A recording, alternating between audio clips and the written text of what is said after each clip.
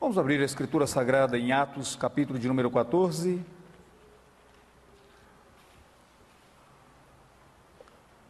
Atos, capítulo de número 14. Leremos do versículo de número 8 ao versículo de número 23. Nos cultos dominicais, estamos meditando no livro de Atos, e a mensagem de Deus para a nossa vida, a partir desse livro da Escritura Sagrada. Diz assim: em Listra, costumava estar assentado certo homem aleijado, paralítico, desde o seu nascimento, o qual jamais pudera andar. Esse homem ouviu falar Paulo, que fixando nele os olhos e vendo que possuía fé para ser curado, disse-lhe em alta voz: apruma-te direito sobre os pés. Ele saltou e andava. Quando as multidões viram o que Paulo fizera, gritaram em língua licaônica, dizendo: os deuses em forma de homens baixaram até nós. A Barnabé chamavam Júpiter, e a Paulo Mercúrio, porque era este o principal portador da palavra. O sacerdote de Júpiter, cujo templo estava em frente da cidade, trazendo para junto das portas touros e grinaldas, queria sacrificar juntamente com as multidões. Porém, ouvido isto, os apóstolos Barnabé e Paulo, rasgando as suas vestes, saltaram para o meio da multidão, clamando: senhores, por que fazeis isto? Nós também somos homens como vós, sujeitos aos mesmos sentimentos, e vos anunciamos o Evangelho, para que dessas coisas vãs vos convertais ao Deus vivo, que fez o céu, a terra, o mar e tudo que há neles, o qual nas gerações passadas permitiu que todos os povos andassem nos seus próprios caminhos, contudo, não se deixou ficar sem testemunho de si mesmo, fazendo o bem, dando-vos do céu chuvas e estações frutíferas, enchendo o vosso coração de fartura e de alegria. Dizendo isto, foi ainda com dificuldade que impediram as multidões de lhes oferecerem sacrifícios. Sobrevieram, porém, os judeus de Antioquia e Icônio, e instigando as multidões e apedrejando a Paulo, arrastaram-no para fora da cidade, dando-o por morto. Rodeando, porém, os discípulos, levantou-se e entrou na cidade. No dia seguinte, partiu com Barnabé para Derbe, e tendo anunciado o Evangelho naquela cidade, e feito muitos discípulos, voltaram para Listra, e Icônio e Antioquia, fortalecendo as almas dos discípulos, exortando-os a permanecer firmes na fé, e mostrando que através de muitas tribulações nos importa entrar no reino de Deus. E promovendo-lhes em cada igreja a eleição de presbíteros, depois de orar com jejuns, os encomendaram ao Senhor em quem haviam crido. Vamos orar? Senhor bendito, louvado seja o nome do Senhor, por tua palavra que nos foi dada, que nos foi outorgada. Louvado seja o nome do Senhor, pelo teu Santo Espírito presente entre nós e habitando em nós. E ele fala ao nosso coração por meio da exposição da tua palavra. Meu Deus, nós pedimos-te nesse momento, ilumines a nossa mente, a fim de compreendermos as lições do Senhor nesse texto que acabamos de ler, para a tua glória e para a edificação da igreja do Senhor que aqui se reúne, em nome do Senhor Jesus Cristo. Amém. O livro de Atos dos Apóstolos é aquela porção bíblica, aquela porção da Escritura Sagrada, na qual nós encontramos a narrativa do avanço do cristianismo. Como que o cristianismo começou, foi instituído na cidade de Jerusalém, logo depois do Pentecoste, os discípulos ali começaram a crescer, e essa igreja agora espalhou a fé cristã, espalhou a mensagem do Evangelho para outros povos, para outras regiões de Jerusalém, partiu para Judéia e Samaria, e chegando até os confins da terra. Nesse texto que nós acabamos de ler, nós vemos como que essa fé cristã, como que o cristianismo chegou ali na cidade de Listra. E é muito interessante porque aquela cidade de Listra, aparentemente, não tinha nenhuma sinagoga. Então, aqueles habitantes daquela cidade não tinham nenhum contato com a fé judaica, eles não tinham conhecimento daqueles detalhes da fé judaica do Antigo Testamento, como outras cidades, outros povos tinham. Pela primeira vez agora, o apóstolo Paulo parece que está entrando em um território que é genuinamente pagão, genuinamente politeísta, e ele prega, ele apresenta a mensagem do Evangelho ali, naquele contexto. Muitas vezes eu e você queremos saber quais são as características e a essência do cristianismo autêntico. Talvez a melhor maneira de nós estudarmos ou refletirmos sobre o cristianismo autêntico seja estudando o livro de Atos dos Apóstolos. Aqui você verá como era o cristianismo na igreja primitiva, no seu nascedouro. O cristianismo autêntico, ele está exposto aqui para mim e para você. E é interessante você observar nesse cristianismo autêntico a intrepidez deles e o compromisso deles com a pregação e a proclamação do Evangelho. Sempre vai aparecer no livro de Atos a seguinte expressão, em diferentes ocasiões. Atos 4:31, com intrepidez anunciaram a palavra de Deus. Atos 6, versículo 7, crescia a palavra de Deus em Jerusalém, se multiplicava o número dos discípulos. Atos 8:4, os que foram dispersos pregavam a palavra de Deus. Atos 9:31, e a igreja tinha paz no conforto do Espírito Santo e crescia em números, e a palavra de Deus vai avançando. O reino de Deus cresce, a igreja do Senhor Jesus Cristo avança quando a palavra é proclamada, quando a palavra é pregada. Quando as pessoas recebem o Evangelho bendito do Senhor Jesus Cristo, a igreja avança desta maneira. Então, todas essas expressões que você encontra em Atos, elas apontam para o progresso do cristianismo. Nesse capítulo 14, como nós falamos, pela primeira vez agora, o Evangelho chega em um território que ele é genuinamente pagão.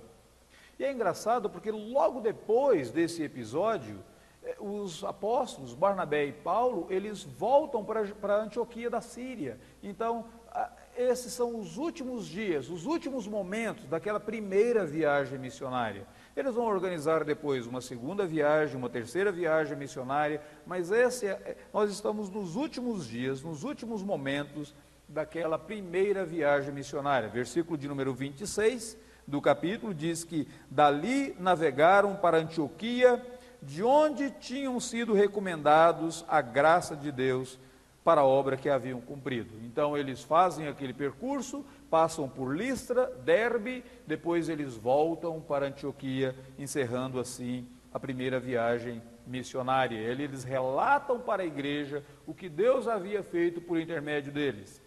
Uma coisa muito interessante para você observar naquela primeira viagem missionária de Paulo era a estratégia missionária que eles usavam. Eles chegavam em uma igreja, eles chegavam em uma cidade e eles procuravam logo uma sinagoga, porque se existia por ali pelo menos 12 famílias naquela cidade, certamente havia uma sinagoga, e eles entravam naquela sinagoga. Como judeus que eles eram, eles tinham o direito de falar aquela sinagoga. Paulo, ele havia estudado aos pés de Gamaliel, então ele era muito bem instruído nas leis, em toda a tradição judaica. Ele era uma pessoa qualificada para falar em uma sinagoga. Mas Barnabé, ele havia sido sacerdote também, então ele conhecia muito bem, ele tinha toda a autoridade para se dirigir e abordar as pessoas naquele contexto da sinagoga. Na sinagoga eles apresentavam Jesus Cristo. Quando os judeus aceitavam e convidavam para voltar, eles voltavam e continuavam ali. Quando os judeus não aceitavam, eles deixavam e eles partiam para pregar o Evangelho para os gentios. E quando Paulo fazia isso, ele estava seguindo um princípio teológico. Ele vai expor esse princípio teológico quando ele escreve a carta aos Romanos. Ele diz assim: porque os oráculos de Deus, porque a palavra de Deus veio primeiramente para os gentios, para os judeus, lá no Antigo Testamento, aos judeus primeiramente deve ser anunciado o Evangelho. Uma vez que os judeus rejeitaram, agora eles vão para os gentios. Essa era a estratégia missionária que ele utilizava. A mensagem dele, você encontra aí no capítulo de número 13, versículo de número 26, quando diz que é a palavra da salvação. Ou então no capítulo 14, versículo de número 3, quando diz que ela é a palavra da sua graça, a palavra da graça de Deus. Em outras palavras, é o próprio Evangelho de Jesus. Paulo poderia usar uma estratégia diferente, ele poderia usar uma abordagem diferente, mas a mensagem era a mesma, a mensagem nunca mudava. E agora, quando chega nesse texto de 14, versículo de número 8 a versículo 22, ele chega em uma cidade que não havia sinagoga. Aparentemente, eles não tinham nenhum contato significativo com o povo judeu. Se existia algum judeu entre eles, deveria ser menos do que 12 famílias, então não podia constituir uma sinagoga ali naquela cidade de Listra, que era uma das condições necessárias para a constituição da sinagoga. O fato é que Paulo estava em Listra, e ali mesmo, contexto público, havia um homem aleijado que foi curado, e dali dá motivos para a pregação do Evangelho, para a proclamação do Evangelho para eles. Quando você olha para esse texto, talvez venha à sua mente a seguinte pergunta: como que eu posso pregar o Evangelho para alguém que não conhece a Bíblia? Como que eu posso pregar o Evangelho para alguém que não acredita na Bíblia? Como que eu posso pregar o Evangelho para uma pessoa que não tem nenhuma noção dos princípios bíblicos? Não adianta eu falar que essa pessoa é culpada, porque ela não tem noção de pecado, biblicamente falando, então ela não aceita que ela é culpada. Ela joga a culpa no outro, mas ela não aceita que ela é culpada. Como que eu posso falar de redenção, de salvação, de sacrifício, de perdão para uma pessoa que ela não entende que ela é uma pessoa culpada? Como que eu posso falar sobre o sacrifício de Cristo Jesus na cruz do Calvário, se essa pessoa não tem uma noção da importância do Cordeiro Pascal lá da Bíblia Sagrada? Como que eu falo sobre essas coisas? Como que eu falo sobre o juízo de Deus para alguém que não acredita que existe, que não acredita no verdadeiro Deus? E talvez ela não acredite que exista esse juízo, essa prestação de contas final. Ela não aceita a Bíblia Sagrada como autoridade. É justamente nessa condição que o apóstolo Paulo estava ali na cidade de Listra. Foi justamente dessa maneira que ele pregou o Evangelho. E a partir daquilo que ele fez, eu e você podemos aprender como que nós podemos fazer nos nossos dias atuais também. Esse texto ele é importante pelo menos por duas razões. Em primeiro lugar, como eu disse para vocês, essa é a primeira inserção do cristianismo num contexto onde a fé judaica não era significativamente conhecida. Não havia sinagoga, aparentemente as pessoas eram bárbaras. Sabe por quê? Porque quando o paralítico foi curado, eles queriam adorar Paulo e Barnabé. Eles queriam prestar um culto naquele exato momento. Eles já partiram para os animais e queriam sacrificar ali mesmo, diante do templo de Júpiter. Júpiter era o Zeus, né, e Mercúrio, ou Hermes. Né? Júpiter é o nome latino para o deus grego Zeus. E Mercúrio é o nome latino para o deus grego Hermes, que daí vem a palavra hermenêutica. Então, tanto Hermes quanto Mercúrio eram considerados os deuses da palavra, os deuses da comunicação. E porque o apóstolo Paulo estava falando, porque ele era o principal, eles achavam que Paulo era o Mercúrio, ou Paulo era o Hermes. E então, Barnabé deveria ser Júpiter, Barnabé deveria ser Zeus.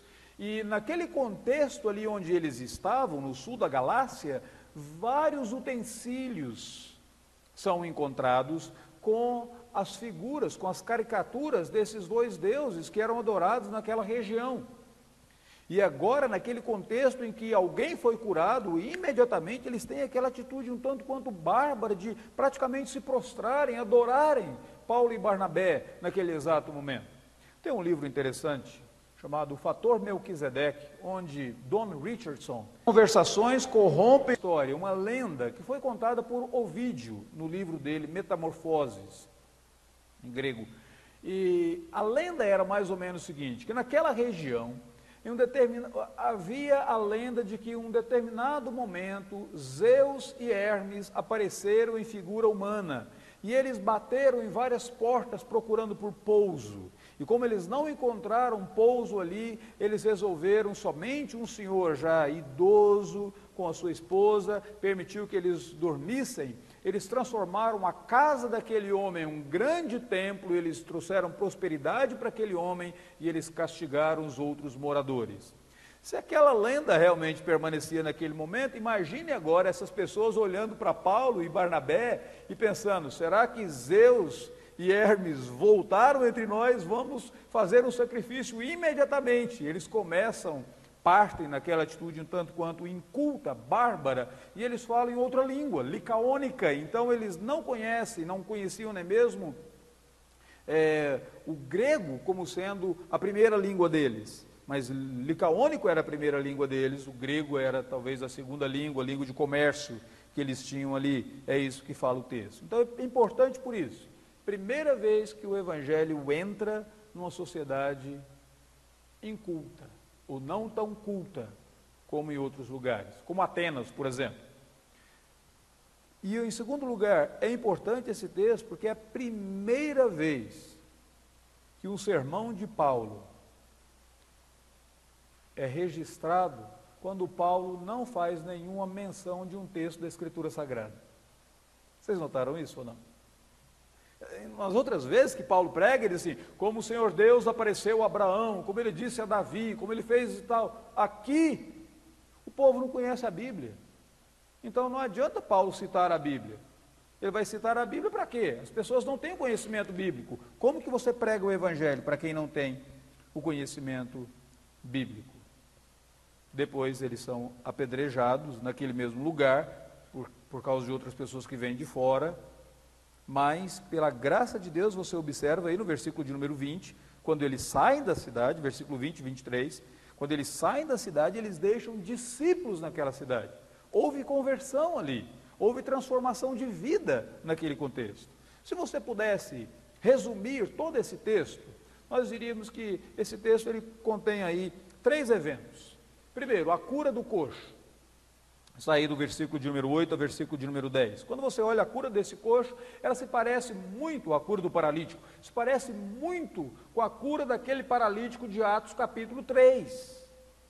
Lá em Atos capítulo 3 foi Pedro quem o curou, agora aqui é Paulo, mas a expressão é a mesma. O texto diz assim, no versículo de número 9, esse homem viu falar Paulo, que fixando nele os olhos e vendo que possuía fé para ser curado. Lá em Atos capítulo 3, Pedro também vê um homem paralítico no templo em Jerusalém, e a Bíblia diz, fixando nele os olhos e vendo que tinha fé para ser curado, Pedro disse, levanta-te e anda. Agora a mesma coisa, só que Paulo é que está fazendo isso.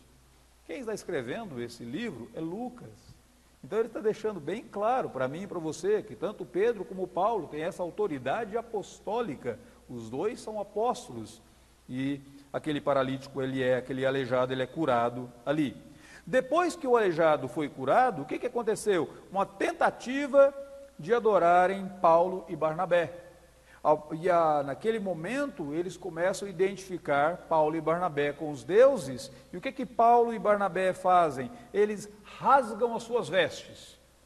Por quê? Todo judeu deveria rasgar as suas vestes quando ele estivesse num contexto onde ele entendesse que as pessoas estão blasfemando. Na verdade, só tem um indivíduo judeu que não rasgou as suas vestes quando as pessoas queriam adorá-lo. Você deve ler na sua Bíblia, Atos capítulo 12, fala que o rei Herodes Uma determinada ocasião, ele apareceu em determinado lugar e as pessoas olhavam para ele e diziam que ele se parecia com um Deus. E ele gostou tanto daquilo que naquele exato momento a Bíblia diz que ele foi tomado por uma enfermidade, um verme veio e ele morreu ali mesmo. A atitude dele deveria ser rasgar as suas vestes e dizer: isso é blasfêmia, adorem a Deus, não adorem a mim, como Paulo e Barnabé fizeram aqui nesse texto. Depois você tem o sermão de Paulo, seguido pelo seu apedrejamento. Paulo prega a sua mensagem, do versículo de número 15 até o versículo de número 18, onde ele anuncia o Deus vivo e verdadeiro, e por final, você tem aqui as pessoas vindo de outras cidades, vindo de Antioquia, da Psídia e Icônio, instigando as multidões, eles apedrejam Paulo, ao ponto de Paulo de ser dado como morto, o texto diz no versículo de número 19. O que nós podemos aprender desse texto? Eu creio que a melhor lição que eu e você podemos extrair desse texto é como nós podemos pregar o Evangelho entre aquelas pessoas que não creem que a Bíblia é a palavra de Deus. Como que nós podemos pregar o Evangelho para pessoas que são politeístas, elas adoram vários deuses. Para pessoas que são pluralistas, elas dizem assim: toda religião leva a Deus. Para aquelas pessoas que elas creem em alguma coisa, mas a crença delas é tão abrangente que elas não firmaram um compromisso com o verdadeiro Deus, com o Deus da Escritura Sagrada. Pessoas que elas são biblicamente analfabetas, você fala da Bíblia para elas e elas não sabem sobre o que você está falando. Eu me lembro de determinada ocasião, conversando sobre a Bíblia com um rapaz muito inteligente, estava concluindo o seu mestrado em Direito, e eu disse para ele: então veja esse texto da Escritura Sagrada. Ele diz: eu verei, escreva aqui para mim o texto. E eu disse o texto para ele, e ele levou. Na outra semana ele veio conversar comigo, e diz: você observou aquele texto? Ele diz: olha, não foi fácil encontrar. Diz: por quê? Diz: porque a despeito de eu ter sido seminarista na Igreja Católica Romana, eu nunca li a Bíblia, e eu não sei como ler a Bíblia. Aí eu pensei mais ou menos o seguinte: eu vou fazer como eu faço com os códigos de lei, em direito. Eu vou pegar o número maior e o número menor, quem sabe eu consigo achar assim, localizar onde esse pastor mostrou para mim. Ele estava me mostrando. Você vai dizer: mas está fazendo mestrado? Sim, mas ele não havia tido nenhum contato com a Escritura Sagrada, a despeito de toda a religiosidade dele. Como que eu prego o Evangelho para alguém assim? Como que eu prego o Evangelho para aquela pessoa que ela é biblicamente analfabeta, e quando você fala sobre Moisés, ele logo relaciona com aquele filme, Os 10 Mandamentos, e ele se lembra do ator, mas ele não se lembra da história bíblica. Como que você faz quando você dá a Escritura Sagrada para o indivíduo ler, e ele lê o livro de Apocalipse, e ele fala para você: gostei muito daquele livro de ficção que tem no finalzinho lá, e a vitória foi interessante. E quando você menciona personagens, conceitos, e aquilo é totalmente estranho para essa pessoa, como que você prega o Evangelho para pessoas supersticiosas, como esses aqui, que chegaram ao ponto de dizer: os deuses em forma de homens baixaram até nós? Como que você prega o Evangelho para pessoas que, de fato, você nem pode citar um texto da Escritura Sagrada, a história da igreja, o teólogo X ou o teólogo Y, porque isso é estranho para elas. Tem 3 coisas que Paulo e Barnabé fazem aqui, e eu creio que nós deveríamos atentar. Primeira coisa, você prega o Evangelho nesse contexto, quando você expressa, encarna e demonstra o amor e o cuidado para com aqueles que sofrem. Observe do versículo de número 8, versículo de número 10, quando o apóstolo Paulo notou ali naquele contexto um homem aleijado, paralítico desde o seu nascimento, o qual não podia andar. E Paulo olha para aquele homem, vê que ele tem fé e diz para ele: apruma-te direito sobre os pés. Ele saltou e ele andava. O que o apóstolo Paulo está fazendo aí? Você pode dizer: isso é um milagre. Claro, é um milagre. Você vai dizer, mas eu não tenho certeza se Deus vai realizar um milagre através de mim. Mas você pode demonstrar o mesmo cuidado, você pode demonstrar o mesmo amor, você pode demonstrar a mesma atenção. Enquanto Paulo falava, ele viu um paralítico. E quando ele viu aquele paralítico, ele viu que o paralítico tinha fé para ser curado. Quando Paulo foi usado por Deus para curar aquele paralítico, as pessoas agora começaram a prestar atenção no ensino de Paulo. É muito interessante como que o viver cristão, como que a maneira como você vive o Evangelho acaba abrindo portas para a pregação do Evangelho. Abre portas ou fecha portas para a pregação do Evangelho. É muito importante como que o seu testemunho acaba despertando, intrigando algumas pessoas para a proclamação do Evangelho. Eu me lembro de uma determinada ocasião, quando nós morávamos nos Estados Unidos e nós seguíamos muitos jogos de futebol de um dos nossos filhos. E sempre havia uma pessoa, um dos pais ali das crianças, um cristão. Sempre que uma criança se machucava, ele corria lá, pegava aquela criança, procurava saber se o machucado era grave ou não, tinha às vezes uma pomadazinha, um gelol para passar, atendia, cuidava, mesmo quando a criança era do time adversário. E levava às vezes a criança para os pais, o técnico lá de lá substituía, e essa pessoa sempre estava fazendo isso, demonstrando cuidado, carinho e tal. E havia também, dentre os pais, uma família hindu. E eu achei muito interessante quando, em uma determinada ocasião, aquele senhor hindu, depois de ver o cristão fazendo aquilo tantas vezes, chegou para ele e disse assim: o que existe contigo que você se preocupa até com os filhos, até com as crianças do time adversário? Por que você faz isso? Ele diz: fantástico. Esse porquê, essa pergunta intrigante que fica: por que vocês cristãos agem assim? Por que vocês cristãos fazem dessa forma? Esse comportamento cristão, esse cuidado do cristão para com aquele que sofre.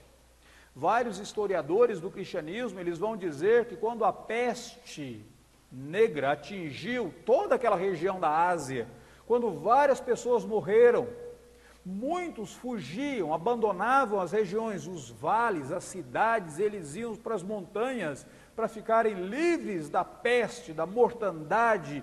E quem ficava na cidade, cuidando dos enfermos, cuidando dos doentes, eram os cristãos.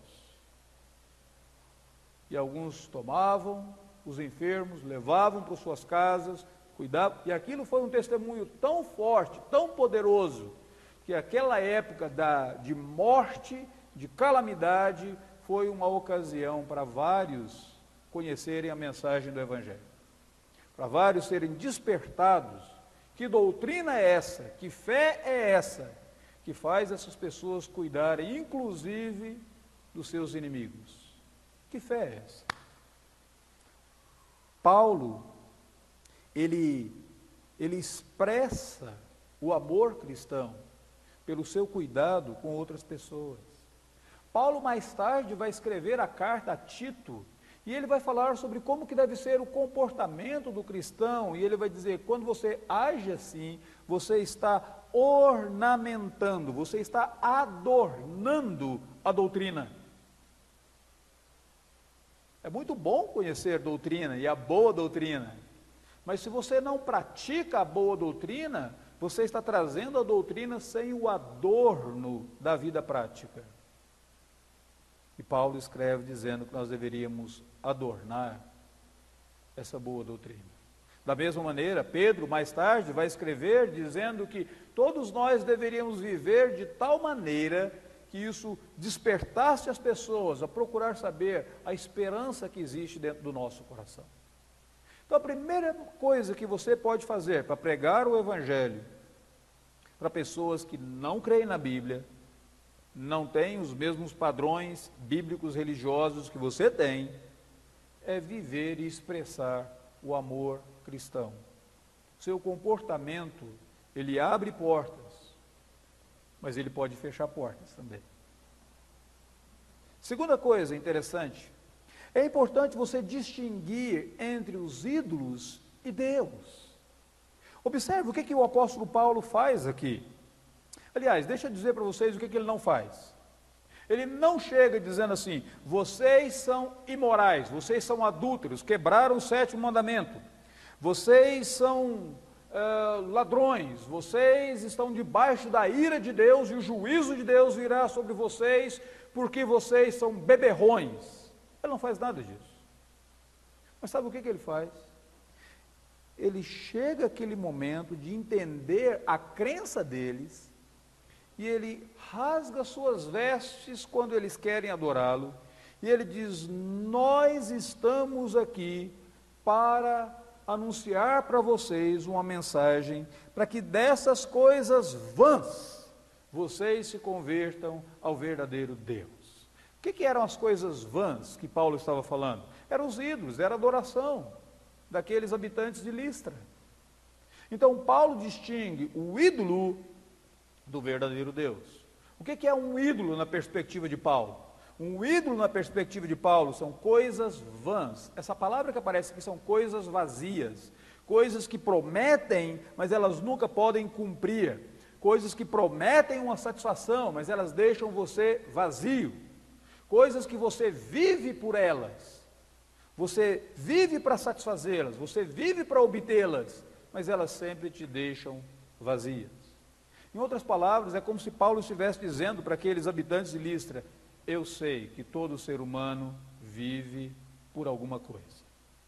Ele vive para obter o sucesso, ele vive para obter a felicidade, ele vive para obter, mas a maneira, essas coisas que vocês vivem em função delas, tornam-se ídolos, senhores, dominadores da vida de vocês. E se vocês não vivem para o verdadeiro Deus, qualquer outra coisa para a qual você viva vai te deixar vazio. Você vai para uma balada à noite esperando encontrar ali alegria, felicidade, quando você volta, você está vazio, só. Você perdeu o seu tempo, o propósito da sua existência, e você está confuso, e você entra em uma crise existencial. Se você pensa que você vive para obter alegria naquele vício, seja ele a bebida, seja ele a droga, o que for, quando aquele efeito acaba, você está pior do que do início, e você está vazio. Se você pensa que o propósito da vida é estar rodeado de amigos, haverá aquele momento no qual você estará repleto de amigos, mas lá no íntimo você está só, e você está vazio. É isso que Paulo está dizendo. Tudo aquilo que a pessoa vive para ela, ou para ele, torna-se um ídolo para essa pessoa. Mas esse ídolo é cruel, porque esse ídolo exige o seu sacrifício, mas ele te deixa vazio. Paulo diz, são coisas vãs. Então nós viemos aqui para que vocês abandonem essas coisas vãs e se voltem para o verdadeiro Deus. O que ele fala sobre o verdadeiro Deus? Ele diz no versículo de número 15, ele é o Criador do céu e da terra. Ele no passado, ele não permitiu que os povos andassem nos seus caminhos, mas ele nunca se deixou sem testemunho. Ele trouxe chuvas, ele trouxe bênçãos. Em outras palavras, Paulo está dizendo, tudo que é bom na vida provém de Deus. É muito interessante quando você lê o livro As Cartas do Coisa Ruim, ou você pode encontrar o título As Cartas do Inferno, escrito por C.S. Lewis, que é um livro, é uma história de um diabo velho, ou mais velho, dando instruções sobre como tentar para um diabo mais novo. Em um determinado momento naquele livro, pelo menos em 2 das cartas, o diabo velho, coisa ruim, escreve para o cupim. Eu não sei agora a nova versão do livro, como que eles colocaram o nome dos diabos ali, dos demônios ali, mas na versão que eu li era o coisa ruim e o cupim. Então o diabo, velho, coisa ruim, escreve para o cupim e ele diz assim: cupim, não pense que você vai conseguir cativar as pessoas através do prazer, porque isso é muito perigoso. Com todos os anos de experiência em tentação, os nossos laboratórios infernais nunca conseguiram produzir uma gota sequer do prazer. Prazer, cupim, ele não vem de nós. Prazer, ele vem do inimigo deles. Ele diz: então, cupim, tudo que nós podemos fazer é tentar para que as pessoas busquem o prazer de uma maneira errada, em um momento errado, com a pessoa errada, na vida delas. É isso que nós podemos fazer. E não é isso que o diabo faz conosco? Ele nos tenta a desobedecer à vontade de Deus e a buscar o prazer em horas, momentos que não é o momento e a hora de Deus para a nossa vida, e nós ficamos vazios. Paulo está dizendo: os ídolos te deixam vazios, mas o verdadeiro Deus, toda boa dádiva vem dele, toda alegria que você tem, inclusive os não crentes, versículo de número 18, inclusive os não crentes, toda fartura e o coração cheio de alegria, vem de Deus. O diabo não produz alegria para ninguém, mas Deus faz isso. O que Paulo está fazendo aqui? Ele está ensinando a mim e a você a identificar que toda pessoa vive em prol de um ídolo, toda pessoa adora alguma coisa. Todo ser humano é um adorador. E é bom você mostrar que esse ídolo, como que esse ídolo deixa a pessoa vazia, a fim de você apresentar o verdadeiro Deus. O verdadeiro Deus é o único mestre que veio para servir. Às vezes é interessante, quando você começa a conversar com uma pessoa que ela não crê na palavra de Deus, você diz para ela: você tem que se converter a Jesus Cristo porque você é um adúltero. Pronto, a partir daquele momento, a pessoa fechou os ouvidos para você, ela não te escuta mais, e na verdade ela só não te agride ali porque ela sabe que ela poderá ser processada, mas a vontade dela era te agredir naquele exato momento, você a ofendeu. Mas imagine quando você vira para ela e diz assim: olha, eu sei que você vive por alguma coisa, porque eu também sou assim, e todo ser humano vive para obter alguma coisa. Todos nós queremos um significado para a nossa existência. Todos nós adoramos alguma coisa, tem algo na nossa vida que nós amamos, mas nós amamos demais, nós queremos demais. E isso pelo qual nós vivemos acaba nos escravizando, e muitas vezes acaba nos deixando vazios. Mas eu quero te dizer que o seu problema não é você adorar alguma coisa, adorar alguém. O seu problema é que você está adorando o Deus errado. Deixa eu te apresentar o verdadeiro Deus. O seu problema é que você está servindo o mestre errado. Deixa eu te apresentar o mestre que te dá toda a bênção na sua vida. E aquele que não veio para ser servido, mas para servir. E última coisa que Paulo faz aqui. Paulo demonstra a seriedade dele com aquilo que ele cria, a ponto de sofrer pelo Evangelho. Observe aí no versículo de número 19, quando vêm outras pessoas e elas apedrejam Paulo, e elas dão Paulo como morto naquele momento. Sofrimento, a maneira como você enfrenta o sofrimento, a maneira como você encara o sofrimento, deixa bem claro para as pessoas ao seu redor, se a sua esperança está nas coisas dessa vida, ou se a sua esperança está nos céus. Quem crê em Deus, na hora dos problemas, na hora da dificuldade, ele se entristece, ele fica abatido, ele rasga suas vestes, como Jó fez, mas ele não se desespera da sua vida.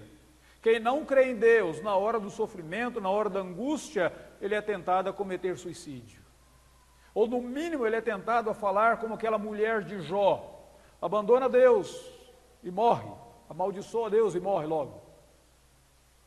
Mas aquele que crê no Evangelho, ele crê no Senhor Jesus, a sua esperança ela não está nas coisas dessa terra, está no mundo celestial, está no mundo por vir. Teve um escritor do cristianismo, um Cipriano, que ele dizia o seguinte: nós cristãos sofremos muito bem, porque nós não temos medo da morte.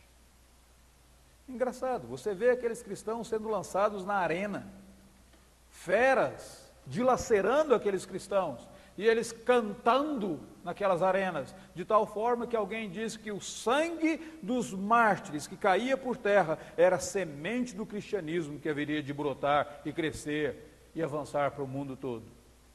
Por quê? Qual que era a mensagem que estava sendo proclamado ali? Em primeiro lugar, que a fonte da maior alegria deles não estava nas coisas dessa vida. Nas Ilhas Híbridas, chegaram alguns casais de missionários, eles eram muito jovens, e quando eles chegaram nas Ilhas Híbridas, os habitantes daquela ilha, eles eram bárbaros, selvagens, eles matavam as pessoas e comiam a carne delas, e o capitão daquele navio virou para aqueles jovens e disse: vocês estão vindo para cá, vocês não podem vir para cá, porque essas pessoas aqui matam outros, e eles comem a carne dessas pessoas, vocês morrerão aqui. Ele diz: eles não poderão nos matar, nós já morremos em Cristo Jesus. Depois de 7 anos daqueles casais trabalhando nas Ilhas Híbridas, houve um verdadeiro avivamento naquelas ilhas, houve uma notícia de uma conversão maciça daqueles indígenas ali. Por que eles não estavam tão apavorados com o sofrimento? Porque a esperança deles estava nos céus. Paulo aqui, ele sofre a ponto do apedrejamento, e a firmeza como você encara o sofrimento comunica algumas coisas. Primeiro, onde está o seu maior tesouro? Segundo, qual que é o valor da sua convicção? Você está disposto a sofrer pelo que você crê? Ou diante do sofrimento você abandona Deus e morre? Terceiro, quando alguém sofre como cristão, ele descobre que ele nunca sofre sozinho. Deus está sempre conosco. Quando eu entro na fornalha do sofrimento, eu descubro que ali na fornalha está aquele que já experimentou a fornalha mais intensa pela minha redenção. Lembra do texto bíblico de Daniel, capítulo de número 3, quando eles foram lançados na fornalha, e quando eles foram lançados ali, Nabucodonosor olhou e ele viu um como filho de deuses caminhando entre eles. 3 foram lançados, Nabucodonosor viu 4, e o quarto tinha um aspecto de o filho dos deuses. Jesus sempre está na fornalha com você. Você nunca sofre sozinho. Então, quando você sofre como cristão, pode sofrer sabendo que o Emanuel está ali. Quando você sofre como cristão, você sofre sabendo que você nunca está sofrendo, porque Deus está pagando o mal que você fez com o mal sobre a sua vida. Aqui é um ponto muito interessante, tem alguns crentes que ainda não entenderam isso, mas deixa eu só dizer, a sua dívida já foi paga na cruz. Quando você sofre, você não está sofrendo, eu sofro pela minha dívida, porque Deus está me fazendo pagar pelo mal que eu fiz. Não, querido, Deus não paga o seu mal com o mal. Ele é gracioso. E os seus pecados, sua dívida foi paga na cruz do Calvário. É por isso que o sofrimento, e até o sofrimento, pode ser um momento de crescimento espiritual para a sua vida. E é por isso que o apóstolo Paulo diz: portanto, eu me alegrarei na fraqueza, nas injúrias, nas perseguições, porque quando eu sou fraco, então é que eu sou forte. Até no sofrimento, o Senhor pode usar até o sofrimento para fortalecer a tua vida, te dar aquela sensação de que Ele está presente ali, a certeza, a convicção, Ele está presente ali contigo. Ele não te abandonou. Como que eu prego o Evangelho para alguém que não crê no Evangelho, que nunca ouviu algo do Evangelho? Em primeiro lugar, seu exemplo de vida. Ele pode abrir portas ou ele pode fechar portas. Como tem sido o seu linguajar? Você tem aqueles xingamentos no trânsito, né? Manda a mão na buzina, grita, protesta, e aí a outra pessoa do lado diz: oi, irmão fulano de tal, tudo bem? Como é que foi na igreja? A vontade é achar um buraco e se esconder, não é? Você é daquele que amaldiçoa as pessoas. Esses dias atrás eu ouvi um pastor dizendo: olha, a primeira vez que eu recebi um carro, eu fui sair da garagem do carro e tinha um outro carro estacionado logo na frente. Eu protestei, eu botei a mão naquela buzina e fez aquele barulho infernal, e as pessoas do prédio começaram a olhar o que estava acontecendo, e outros vieram. Eu estava transtornado, até que eu fiquei com tamanha vergonha, porque o proprietário do carro da frente era um cadeirante, e ele estava se locomovendo com tanta dificuldade, e o zelador do prédio foi ajudá-lo a se colocar no banco para ele mover o carro para eu sair, e todos me olhando agora. Imagina depois virar na reunião do condomínio e falar: irmãos, eu sou pastor e eu vim aqui trazer para vocês a mensagem do Evangelho. Seu comportamento abre portas ou fecha portas. Segundo lugar, a pregação do Evangelho requer a criatividade, a sabedoria de você não buscar glória pessoal, mas atribuir toda a glória a Cristo Jesus. É engraçado porque nós temos pregadores que eles são colocados em verdadeiros pedestais, não é? Quem vai pregar naquele programa é o fulano de tal, então eu vou para ouvir o fulano. Não é bem assim? Paulo, ele poderia ser colocado no pedestal, ele poderia ser adorado como Deus, Mercúrio. Barnabé adorado como Zeus, e eles falaram: não a nós, Senhor, não a nós, mas ao teu nome seja toda a glória. Não façam isso. Eles rasgaram e disseram: nós vos pregamos o Evangelho para que dessas coisas vãs vos convertais ao Deus verdadeiro.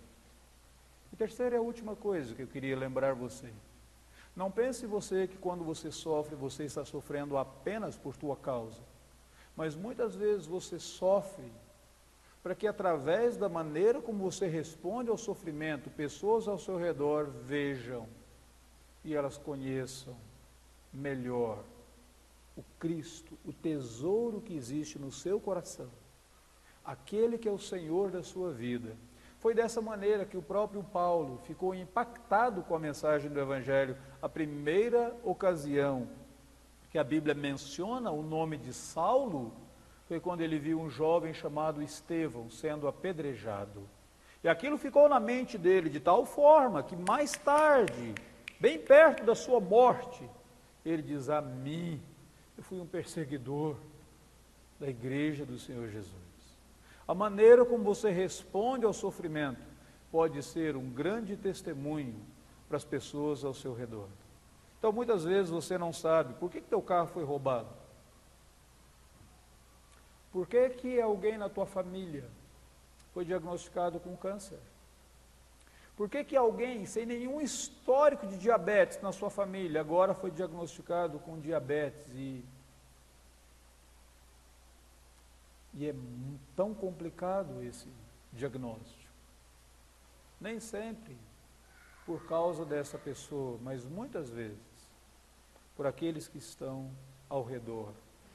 Porque Deus quer que você seja testemunha, não só na sua alegria, mas até no seu sofrimento, trazendo o Evangelho para aqueles que não ouviram ainda e nem creem na palavra, na Bíblia Sagrada, que é a fonte que você tem para explicar o Evangelho. Vamos orar neste momento.